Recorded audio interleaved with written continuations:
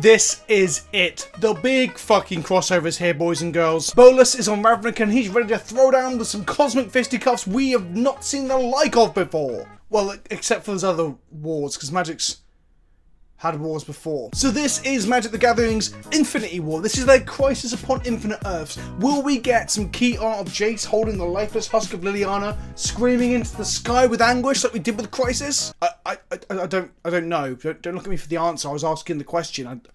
I'm not a soothsayer. I don't fucking know. But what I can tell you is six things I don't want to see. I do not want. No, stop. Wizards, please do not give these things. Now, I like my videos to be relatively positive in tone, so don't take this as like an assassination of War of the Spark. I am hyped for War, and I'm hyped for Modern Horizons. But there are some things that I just want to avoid in War of the Spark. I'm going to take you through those things now, and like any self-respecting YouTuber, I will do periodic jump cuts. Probably moving the zoom on my face a little bit, whilst also going through a numerical list, because people fucking love numerical lists. Lap it up like a fucking dog. Not that dogs are bad, I love dogs, but... At number 6, I'm going to ask you, please, Wizards, please do not leave GARRUK out of this. This is a quick one, really. I even want a homage to him, like a reference somewhere in some flavour text on one of the side stories where someone says, oh, thank fuck you managed to avoid GARRUK getting here, because he would have murdered bitches. All the true wildcard he is, I want him to rock up and fuck shit up. If he does arrive, I want him to have some sort of grandiose part of the story. I want him to, like, show up and like sever Bolas's head with his axe and like laugh maniacally, or maybe not maniacally, maybe with a deep sort of growling purr, like a ho ho ho ho ho. No, not like that. Maybe like a ho ho ho.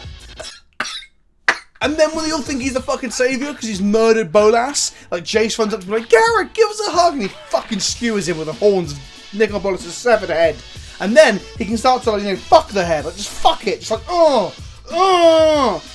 fucking heads! Number 5, no EMRAKUL and no Phyrexians. In short, I don't want War of the Spark to jump the narrative shark. There has always been jokes and, like, badly written fanfiction and memes around, like, the final epic battle where, like, everyone is there. Like, Urza's been resurrected and Nicol Bolas is riding a Phyrexianized EMRAKUL into battle and all that shit. I just don't want that. I think that an all but the kitchen sink, like, end finale confrontation is too soon, and I think it would use up too much ammunition that they've got for the future. I really don't want to be that story right about like clips Bolas and severs some skin from his face, and then you see beneath it like Phyrexian mechanized movement and things, and they're like, oh, it was Urborg all along. That's not his name, is it?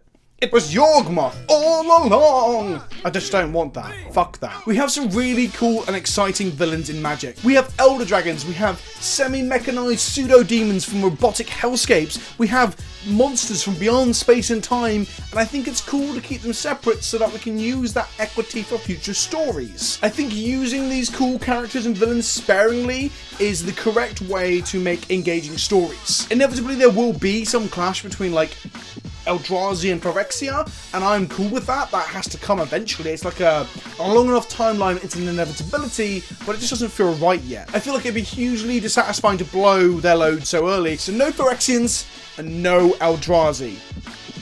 No. But the last thing I want to find out is that Ravnica is randomly like EMRAKUL's arsehole or something.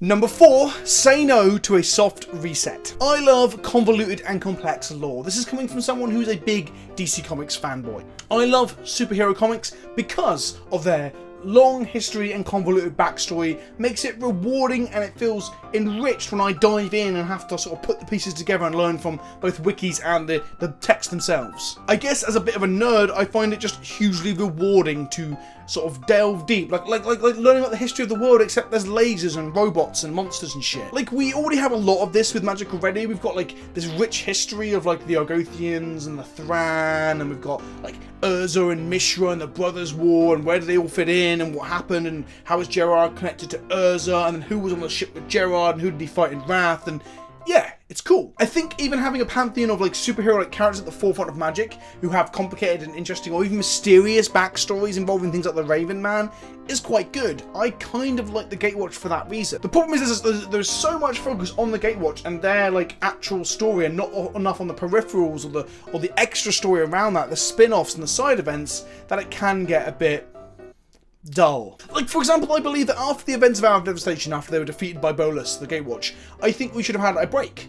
We shouldn't have known what comes next immediately. We should have slipped away and had a year of in-world time on Lorwyn, where we find out what happened to Una and with the Eventide and shit like that. Or find out what's happening with Kiora, for example. Or just some sort of spin-off where you can tell a different story about a different topic that isn't just all-out war and battle constantly. But instead we went straight to Ixalan, we had Jace's Amnesia 3, an overplayed trope that we don't give a fucking shit about. Bleh. I think give us a break from these characters to build suspense and allow us to have, you know, fondness that grows out of absence. As they all say, absence makes the heart grow fonder.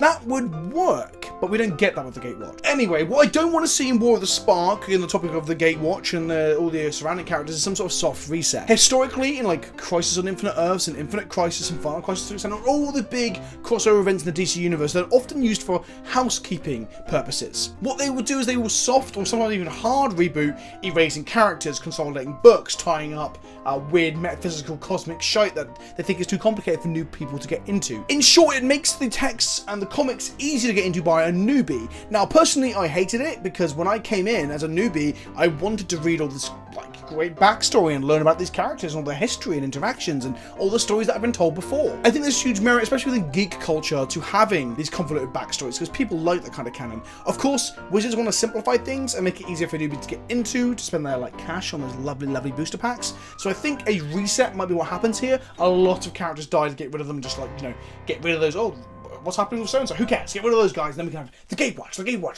and I think that would fucking suck. I mean, Magic canon is nowhere near as bizarre as the mid-1980s DC comic book canon, where they bought all these other companies in and trying to consolidate all these new characters and shit. It's not quite even that complicated, so I don't think a reset is even remotely needed from that business standpoint of making it easier for newer players, but I'm scared they might do some sort of reset where they're like, all these characters are dead, here's our core players, let's follow them through stories for the next 5 years. In at number 3, I just want to say no resurrection of Elspeth. Now, this is a weirdly specific one, I know, but hear me out. I fucking love Elspeth. She is the armor-clad badass in full battle gear, the heroine who's just coming to fuck up the bad guy's day. She is way more odd than Chad Gideon. Alright, yeah, you're indestructible because your planeswalker powers or some fucking shit. Piss off. Her lore is easily probably the most compelling overall story arc for a walker, I would say, and arguably even the most humane or human. She struggled and had to survive imprisonment and oppression under the hands of the Phyrexians, and then her spark ignites and she travels a little bit. She goes back to Theros, where she first travelled to, and her spark ignited. She meets Daxos, falls in love,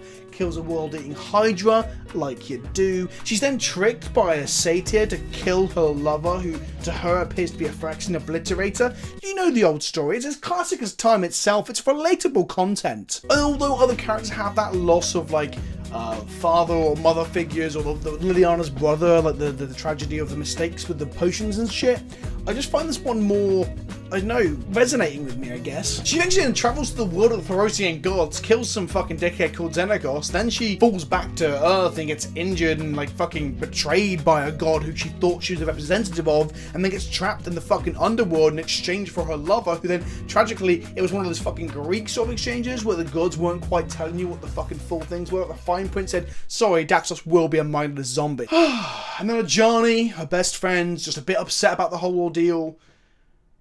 Get it? That's pretty good. I'm gonna keep that in the video. Elspeth's trials and tribulations are one part gut-wrenching Greek tragedy, and the other, like, fucking, what do I write here?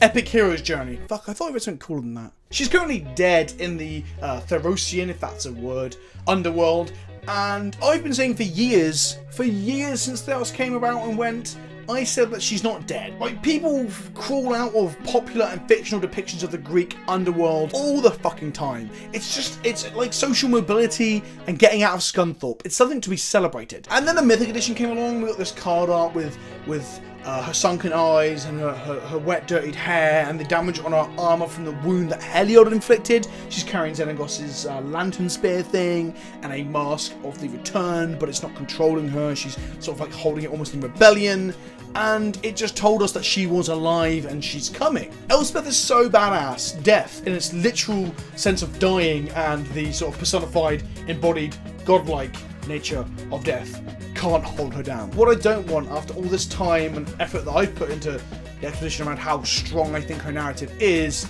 that she just fucking shows up and is like, hey dudes, I got better. Like, no. No. How unsatisfying a return like that for my favourite walker would be can't be put into words. I'd be pissed. I want to return to Theros block because I like the setting so much. I want one of the blocks just to be called Elspeth's Revenge, where she goes full fucking Kratos and claws her way out of the underworld and just goes on a murderous rampage killing Athreos and Heliod. And then we get like a redemption arc where a Johnny has to find her and be like, look, you're better than this. There was a way to be more virtuous. There was a way to live that isn't vengeance filled. I've been there and I've tried that, you know, Johnny Vengeance and that story arc, and they combine.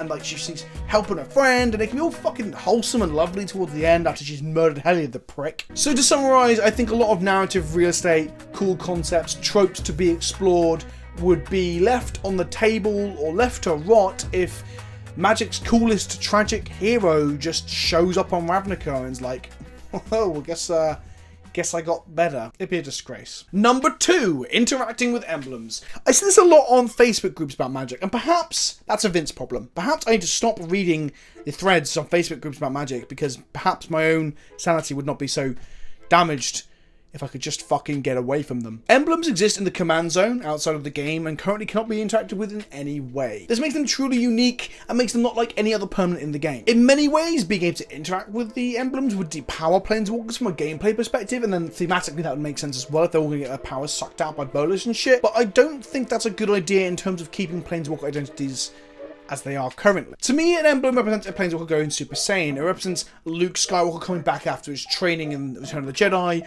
or Superman meditating in front of the sun, or Captain Marvel when she finally hears Come As You Are by Nirvana in Captain Marvel.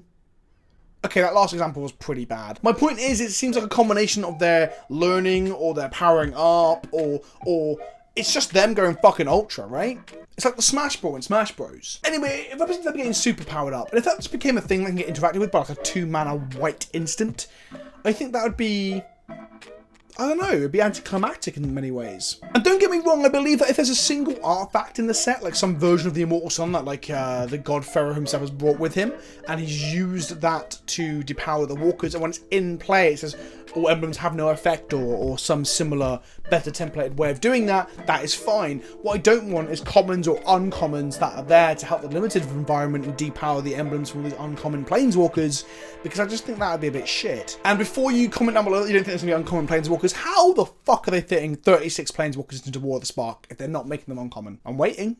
Go on, put it in the comment section if you believe there's a way they can do it. Tell me. And at number 1, the one thing that I do not want to happen is for Jace to survive. Jace must die. I spoke about no reboots, right? Because I like the complex way that canon builds up over time with central, like, ensemble casts. But sometimes members of that ensemble overstay their welcome or just get too powered up. In many ways, a lot of people hate Superman as part of the DC Pantheon because he's just too good and he's not interesting, which I disagree with, but this video's not about Superman, even though I've mentioned him like 3 times now, I think. In short, the War of the Spark storyline has to have some sort of status quo change. After the events have happened, the normality has to be different, on a different keel somehow. The universe itself might be changed, how sparks work and planeswalkers work might have changed, or in the most simple way, they just kill off some key characters. And who better to kill than Jace? There are going to be deaths, and I believe that one of the Lorwyn 5 will die.